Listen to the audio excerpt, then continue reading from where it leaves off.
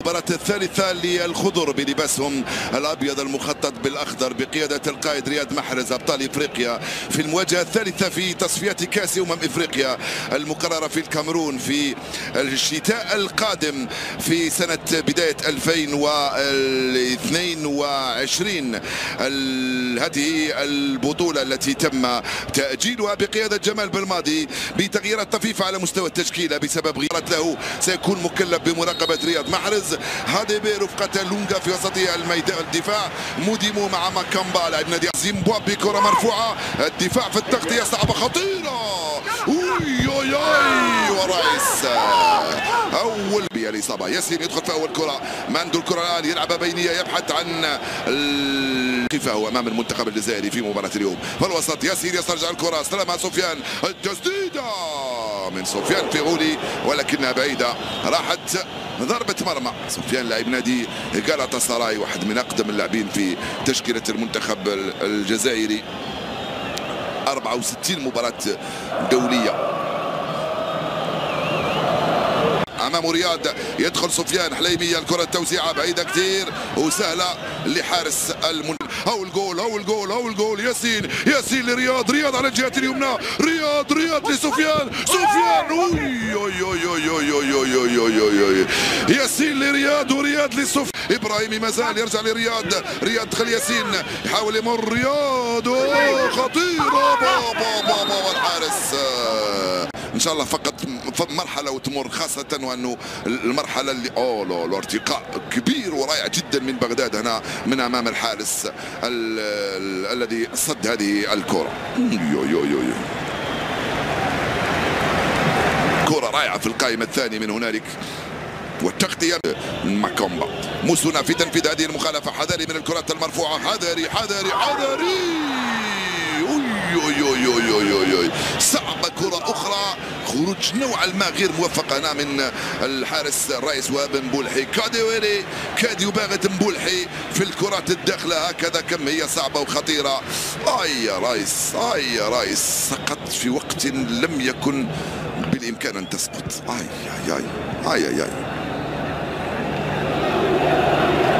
توصلوا دخل رامي، ياسين يراوغ، راسين يدخل، راسين راح، ياسين رامي ياسين، رياض صار يروح من هنالك، ياسين صار يجي من هنا. المهم اننا نبحث عن الثغره ونبحث عن فك الشفره ونبحث عن الهدف الاول. رامي بالسبعيني والتوزيع والدفاع يتدخل المنتخب الجزائري، رياض يستعد لتنفيذ هذه المخالفه، رياض وياسين والدفاع يصد هذه الكره وترجع لمهدي عبيد مره ثانيه، ترجع له هادي بي وترجع كذلك للاعب زيمورا. بعيد الكره هذه لبغداد بونجاح، بغداد وصلت لسفيان وراح سفيان، انطلق سفيان، كره خطيره، سفيان ورياض، التسديده، جول بابا جول سفيان وبغداد، وجول تهتز الشباك عند الدقيقة 31. تسديدة أرضية زاحفة من سفيان، وبغداد يلحق بها في المكان المناسب ويسجل هدفه السادس عشر في الدقيقة 31. يا سلام عليك يا بغداد في المتابعة، ومع ذلك الجمال بالماضي لا تخفى عليه خافية، نسي الهدف ونسي اللعبة ويركز مع طهرات والملاحظات في اتجاه طهرات. سفيان يسدد بقوة، الحارس يصد، وبغداد في المكان والوقت المناسبين يسجل الهدف الأول لصالح المنتخب الجزائري. 1-0 للخضر عند الدقيقة 31. اهتزت الشباك في نهاية المطاف، طال الزمن أو قصر، كان لابد للشباك أن تهتز. نعم كان لابد للشباك أن تهتز بهكذا الشكل أو بشكل آخر. الصبر يولد هكذا، يفتح الشباك، نعم يفتح الشباك ويفتح الشهية للمنتخب الجزائري بعد هذا الهدف الأول الذي سيغير المنتخب الجزائري. اسماعيل بن ناصر، كرة صعبة، دفاع مرت بين الرؤوس وراحت ضربة مرمى. رياض مازال، رياض يدخل، رياض عنده الكرة الآن، رياض وحليمي يفتح له الطريق، رياض والتوزيع الرصيع، الرصيع وجول يا سفيان. الهدف الثاني عند الدقيقة 43. أعطى لك كافيار وسمك من النوع الرفيع يا سفيان. رياض حقق فوز راس سفيان، هو الهدف الثاني للمنتخب الجزائري. هدفان مقابل صفر صارت النتيجة، من دون ضغط كبير، من دون فرص كثيرة، من دون وبصبر كبير. كرة رياض في اتجاه سفيان على الجهة اليسرى من مرمى شيبيزيزي. هدفان مقابل صفر صارت النتيجة الآن للخضر أمام الصفر.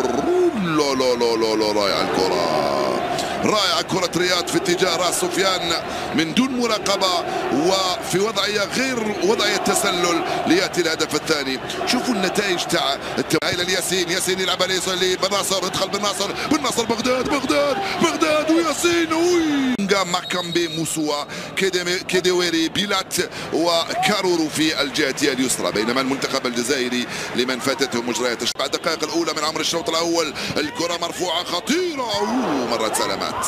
يتقدم هو محي الدين مفتاح ب 77 مباراة، وقبله عبد الحفيظ تصفاوت وجمال مناد ب 79 مباراة. تقريب يقترب. رائع الكرة هذه، رامي بن سبعين لاسماعيل في هذه المخالفة. اليوم انت تزعج لبغداد، بغداد ارضية. الدفاع يلعب في مولدافيا. موديمو هاي خطيرة، هاي خطيرة، هاي خطيرة، هاي خطيرة، هاي خطيرة، هاي خطيرة. وكاديويري كاد يفعلها من امام رايس وهاب مبولحي، يخرجها في الركنية في كرة كانت صعبة وحرجة على مرمى المنتخب الجزائري من كاديويري. التغطية الدفاعية من عيسى مندي، التفوق في الكرة العالية. رايس على مرتين يتفوق في هذه الكرة حتى في المجال صعبة الكرة هذه وخطيرة مرة سلام. المنتخب الجزائري رياض جول.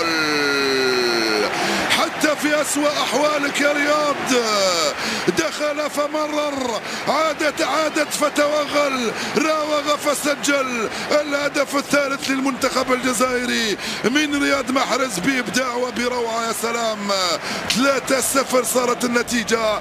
جاءت واحدة من الحلول هي إضافة هدف ثاني، استلمها ومررها، رجعت له الكرة فراوغ، دخل على مرتين ورفعها بروعة مسجلا الهدف الثالث للمنتخب الجزائري. إنه الهدف السابع عشر لرياض في مباراته رقم 60 مع المنتخب الجزائري. يفعلها ويسجل بالثلاثة. الجزائريون يضربون منتخب زيمبابوي حتى ولو لم يكونوا في أحسن أحوالهم.